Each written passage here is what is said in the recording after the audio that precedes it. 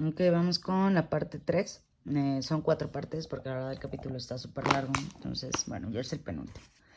Ya vimos la talasemia mayor, vamos con la menor. ¿Ok? Es el rasgo talasémico que es hetero. El otro era Cooley y era gay, o sea, homo. Y bueno, la talasemia menor, es la menor, la más frecuente. Anemia, no hay. Síntomas, no hay. Como entonces nos damos cuenta que hay un rasgo talasémico? Cuando encontramos microcitosis, viéndolo por BCM, obviamente, el número de Matías es normal o alto. Al ver microcitosis, obviamente tenemos que pensar en diagnósticos diferenciales. Uno de ellos, el más frecuente, es la ferropenia. ¿Cómo diferenciamos ferropenia con minor? Ferropenia no tiene nada que ver con hemoglobina, ni con enzimopatías, ni con metabolismo, con nada, ni con membrana. Tiene que ver con hierro. Entonces vamos a encontrar el CHCM, que es el que da cromía. Y para minor vamos a tener el CHCM normal, pero vamos a encontrar un poco de hemoglobina A2. Y bueno, ya vimos todo lo que nos trae una anemia hemolítica, pero habíamos quedado que los que tienen que ver con la síntesis de hemoglobina son las talasemia alfa y beta. Ya vimos la beta, que se divide en mayor y menor. Ahora vamos con la alfa. ¿Ok? ¿Quiénes tienen cadena beta? La hemoglobina del adulto, o sea, la del 97%. Y cuando ataca la cadena beta se llama talasemia. ¿Ok? Y bueno, cuando tiene que ver con la alfa, ¿qué tipo? Son 3 hemoglobinas. ¿Qué hemoglobinas tienen que ver con la cadena alfa? Pues todas, ¿verdad? Todas tienen 2 alfa, 2 beta, 2 alfa, 2 delta y 2 alfa, 2 gamma. Entonces, bueno, en la alfa talasemia está afectando lo que es la cadena alfa, o sea, todas. Es asintomática y cuando es grave se encarga de formar tetrámeros, ¿ok? Se puede haber tetrámeros en la cadena gamma y esto se llama hemoglobina de Barth, o puede haber tetrámeros en la cadena beta y esto se llama hemoglobina H. La diferencia entre alfa talasemia y beta talasemia es que en la alfa talasemia no va a andar produciendo ningún tipo de hemoglobina fetal o 2, así que la hemoglobina A2 va a estar normal, la fetal va a estar normal. Aquí en la alfa lo único raro, lo único que está mal es que va a ser cadenas tetrámeros, ya sea en la beta o en la gamma. La beta se llama H y la gamma se llama Barth. Y en la talasemia beta, pues ya sabemos que es porque hay un déficit de hemoglobina normal del adulto, 1,97%. Por lo tanto, para compensar, hay una sobreproducción de fetal y de A2. Eso es la única diferencia entre esos dos. Y bueno, ya vimos las anemias hemolíticas con sus causas. Ya vimos que es por la membrana. Ya vimos que es por enzimopatías o metabolismo. Ya vimos que es por que sean por hemoglobina. Y ya vemos que es por la síntesis de las cadenas de hemoglobina. Y ahora vamos con los defectos estructurales de la cadena. Lo primero que vimos son la síntesis, en el que el defecto está en la síntesis de las cadenas, en las cadenas alfa y beta. Y aquí es en la estructura de las cadenas. ¿Cómo se le llama a las enfermedades que son por defecto en la síntesis de las cadenas? Talasemias, que se dividen en alfa y beta. Y la beta se divide en mayor, menor. Y la mayor es cole y la menor es rasgo. Aquí cuando ya hay un problema ya no en la síntesis sino en la estructura de la cadena se llama hemoglobinopatía. ¿Por qué se da esto? Es un trastorno genético donde ocurre una mutación y se hace una cadena normal de globina que impide que se transporte correctamente el oxígeno. Por eso pues un camión ahí adentro del oxígeno, porque es el transporte. Y bueno, al hacer esto va a precipitar en el hematíe y el hematíe se va a destruir. Todo lo que se mete al hematíe, pues que no debe de ir ahí, pues lo hace que se destruya. Uno del prototipo es hemoglobinopatía S, que es lo mismo, es sinónimo de drepanocitosis o células falciformes, que es lo de la forma de Os tipo luna. Bueno, ¿qué aparece aquí? En la cadena beta tiene como yo lo representé así, en cada cadenita, bueno, es lugar 1, 2, 3, 4, 5, 6. Y cada lugarcito tiene ácido glutámico. Cuando tenemos hemoglobinopatía S, o sea, un trastorno de la hemoglobinopatía, tenemos que en vez de ácido glutámico en el lugar 6, así lo mencionan, aprendes el número 6, en el lugar 6, en vez de ácido glutámico vamos a tener molécula de valina. Y bueno, Esto puede ser tanto asintomático, que se llama rasgo falciforme, y también puede ser homocigota grave, ¿ok?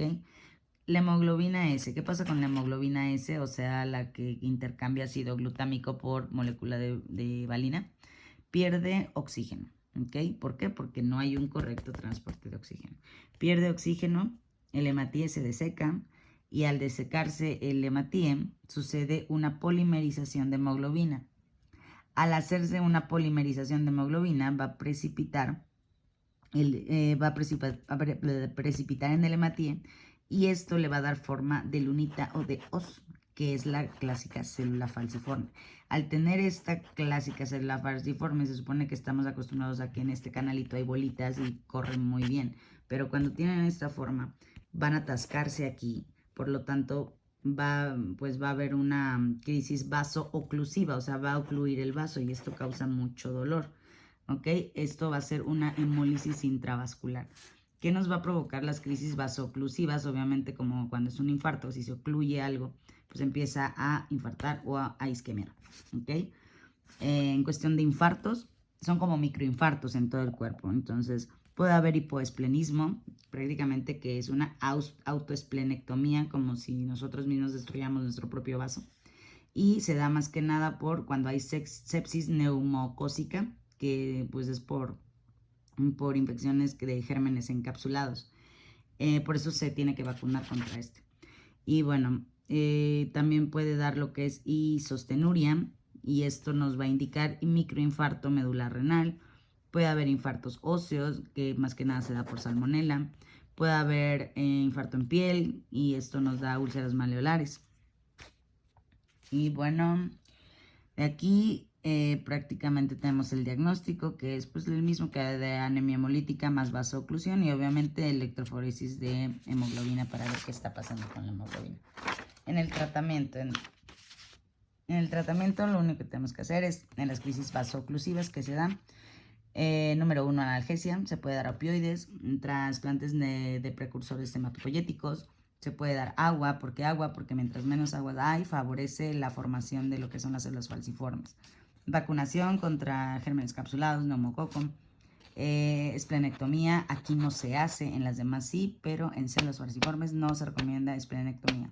Y medicamentos que eleven la hemoglobina fetal, por lo que ya les había comentado antes, y los medicamentos son los mismos. Ahora vamos con anemia hemolítica adquirida. La anemia hemolítica adquirida es lo que no tiene nada que ver con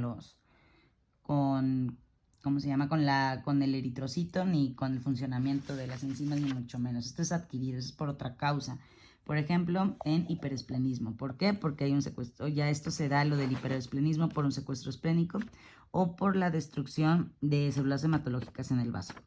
También tenemos la hemólisis química, porque hace una lesión directa en la membrana del eritrocito. ¿Por cuándo habría una hemólisis química por lesión directa? Por clostridios, porque sus toxinas hacen eso, o por arsénico, por cobre, también se da en la enfermedad de Wilson, porque Wilson tiene que ver con cobre. Anfotericina B, por arañas y serpientes, no sé, el veneno de estas.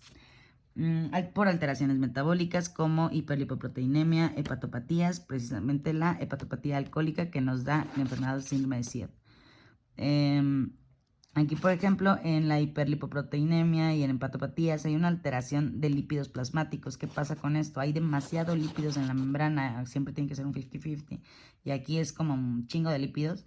Y al haber chingos de lípidos, pues obviamente va a ser pues va a deformar lo que es el eritrocito, y ya sabemos que si se pierde la forma y la morfología redondita y elástica, pues obviamente se rompe. También tenemos lo que es la parasitosis. Esa es pues también una causa de anemia hemolítica adquirida, precisamente de malaria, babesiosis y bartonelosis. También se puede dar en trauma eritrocitario. Esto se da encontramos esquistocitos. Se da en hemoglobinuria de marcha. ¿Por qué? Porque al caminar, eso se da más que nada en pacientes que hacen como caminata, carreras y todo eso por el impacto. Se hacen esquistocitos, y eso es un trauma eritrocitario. Por cosas cardiovasculares como estenosis, insuficiencia aórtica, por válvulas, etc. O por alteraciones de la microcirculación. Todo lo que cause una alteración en la microcirculación nos va a dar esto. O sea, por ejemplo, anemia microangiopática, que pues es púrpura trombocitopénica, coagulación intravascular diseminada, hemangioma cavernoso, que es lo mismo que síndrome de Casey-Busch-Merry, vasculitis y eclampsia. Todo lo que altere los vasos es lo que lo va a dar.